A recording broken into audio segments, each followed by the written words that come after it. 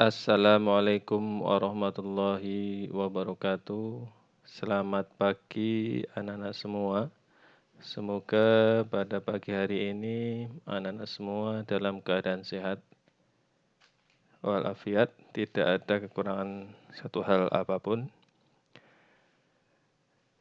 Oke anak-anak semua, tetap semangat. Bapak harapkan anak-anak semua tetap semangat untuk mengikuti pembelajaran PPKN, ya.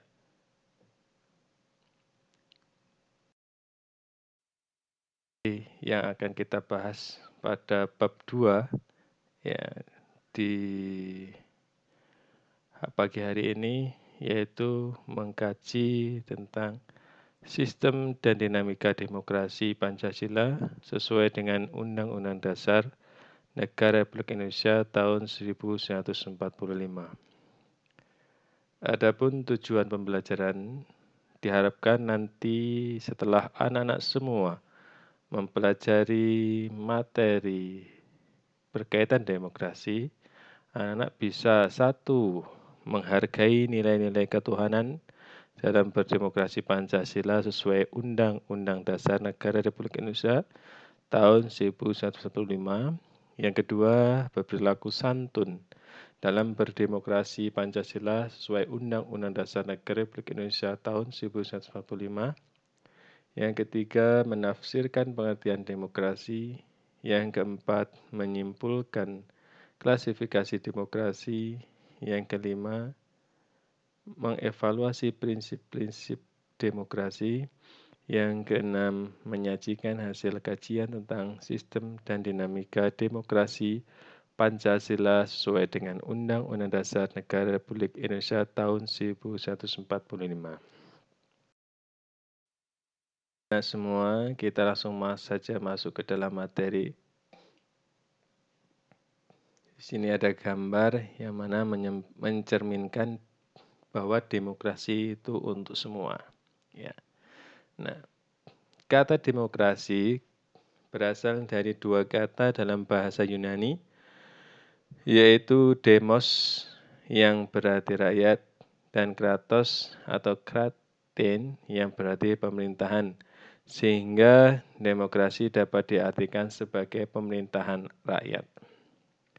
Dipertegas lagi dalam pandangan seorang tokoh, yaitu Abraham Lincoln, yang mengatakan bahwa demokrasi berarti kekuasaan di tangan rakyat, atau yang lebih dikenal sebagai pemerintahan dari rakyat, oleh rakyat, dan untuk rakyat. Seperti halnya sebagai contoh di Indonesia, ya, di mana pemilihan presiden yang bersumber dari rakyat, dipilih oleh rakyat, dan presiden bekerja untuk rakyat Indonesia. Selanjutnya, makna demokrasi. Negara demokrasi dimaknai sebagai negara yang menganut bentuk atau mekanisme sistem pemerintahan dengan mewujudkan kedaulatan rakyat, kekuasaan warga negara atas rakyat. Jadi, di dalam negara demokrasi, kekuasaan tertinggi pada suatu negara tersebut berada pada tangan rakyat, ya, bukan pada suatu lembaga, tapi berada pada suatu kedaulatan rakyat. Jadi, tidak ada lembaga negara tinggi,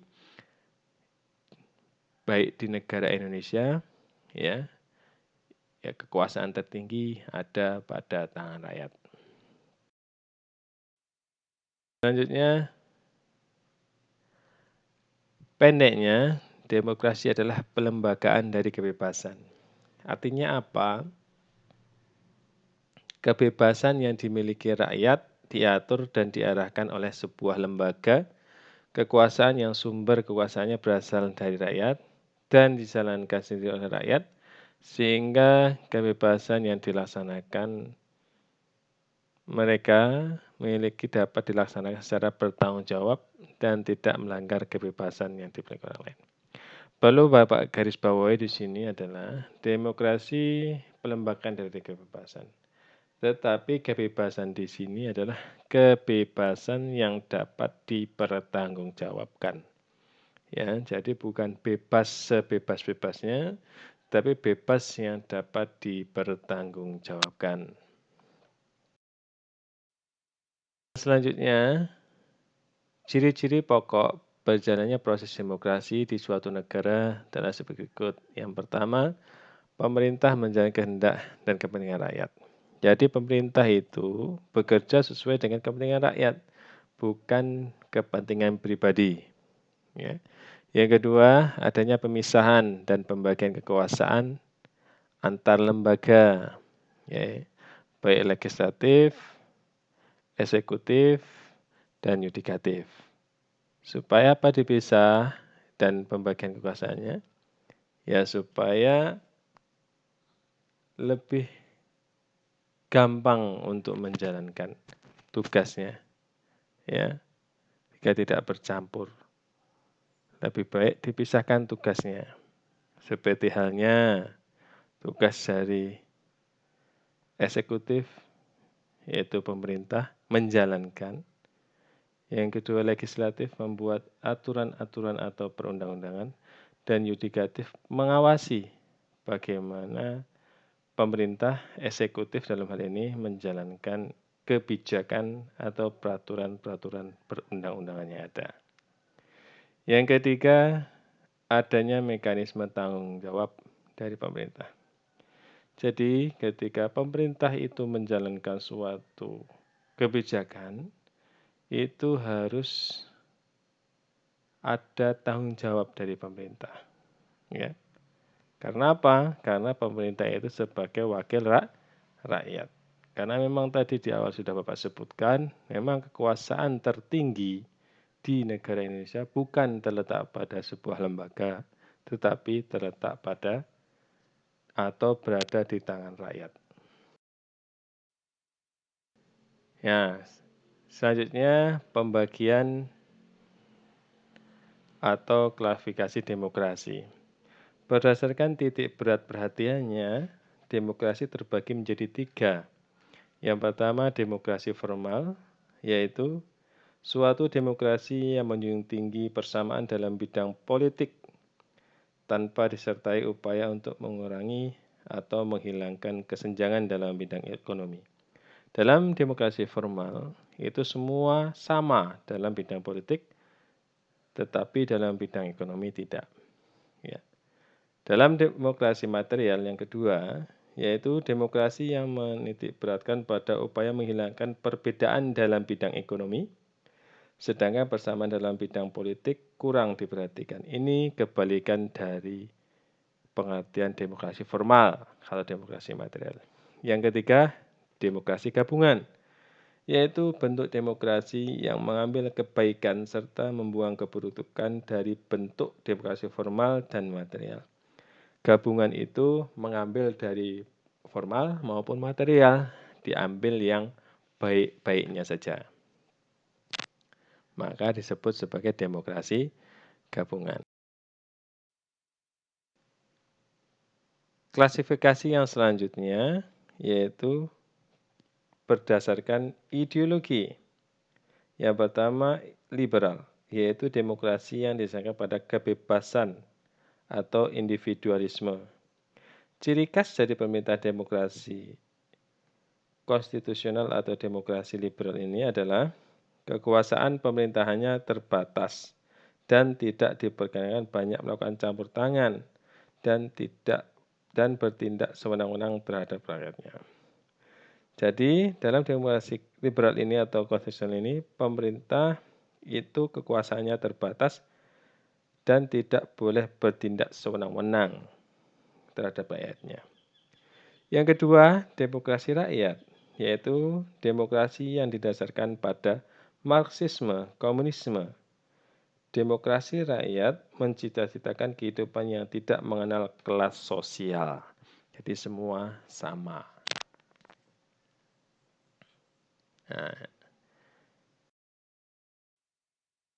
ya, klasifikasi demokrasi berdasarkan proses penyaluran kehendak rakyat. Yang pertama ada demokrasi langsung, yaitu paham demokrasi yang mengikut sertakan setiap warga negaranya dalam permusyawaratan untuk menentukan kebijakan umum negara atau undang-undang secara langsung. Ya. Jadi, kalaupun ada penyaluran kehendaknya, ya contohnya waktu pemilu, ya dipilih secara langsung oleh rakyat. Yang kedua, demokrasi tidak langsung, yaitu paham demokrasi yang dilaksanakan melalui sistem perwakilan. Ya, dalam hal ini kalau di Indonesia, dalam penentuan kebijakan, ya kita mempercayakan itu kepada anggota DPR selaku wakil rakyat, ya, untuk menjadi wakil kita guna menyalurkan kehendak kita sebagai rakyat Indonesia. Karena memang sudah di awal tadi disebutkan, pemerintah, baik presiden, DPR, DPD, ya, kemudian MPR, beliau-beliau itu adalah bertugas untuk kepentingan rakyat, bukan kepentingan mereka masing-masing atau partai politik, tetapi mereka bekerja untuk rakyat Indonesia. Oke. Yang selanjutnya berkaitan tentang prinsip-prinsip demokrasi, yang mana menurut Henry B. Mayo, sebagaimana yang dikutip oleh Miriam Budiarjo dalam bukunya yang berjudul Dasar-Dasar Ilmu Politik, mengungkapkan prinsip dari demokrasi, yaitu yang pertama, menyelesaikan perselisihan dengan damai dan secara melembaga. Jadi jika ada masalah, ya dengan damai penyelesaiannya, dengan secara melembaga, ya mengikuti aturan yang ada, ya. Tidak melalui kekerasan, damai, dibicarakan dengan baik-baik. Yang kedua, menjamin terselenggaranya perubahan secara damai. Ya.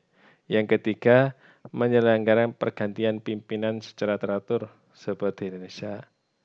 5 tahun sekali ganti presiden. Membatasi pemakaian kekerasan sampai minimum. Ya intinya seperti yang di awal tadi. Kalau ada permasalahan, diselesaikan dengan damai. Mengakui serta menganggap wajar adanya keanekaragaman. Ya, terutama di Indonesia, di negara Indonesia. Banyak sekali keragaman yang ada di Indonesia. Ya, dari bahasa, warna kulit, ya, dan budaya, agama. Nah, itu kita harus menganggap itu sesuatu hal yang biasa. Supaya apa? Ya, supaya kita hidup di Indonesia itu menjadi damai. Ya. Karena apa? Karena semua, ya, baik dari Aceh sampai Papua, ya, itu tetap bagian dari negara Indonesia. Sehingga kita tidak boleh saling mengejek, apalagi saling membanggakan budaya masing-masing. Sehingga kita mengesampingkan budaya yang lain. Ya, itu tidak boleh, ya. Nah, kita tetap menghormati adanya budaya atau agama yang dianut oleh seseorang. Yang terakhir yaitu menjamin tegaknya keadilan. Nah, kalau dari atas sampai yang mengakui keanekaragaman tadi sudah dilaksanakan dengan baik dari poin 1 sampai poin 5, ya pasti akan terjadi atau terwujudnya keadilan di dalam masyarakat. Ya. Oke. Anak-anak semua atas perhatiannya. Ya, untuk tugasnya ya silahkan dikerjakan tugas di buku paket yang sudah Bapak share di grup WA di halaman 44. Terima kasih atas perhatiannya Bapak Giri. Wassalamualaikum warahmatullahi wabarakatuh.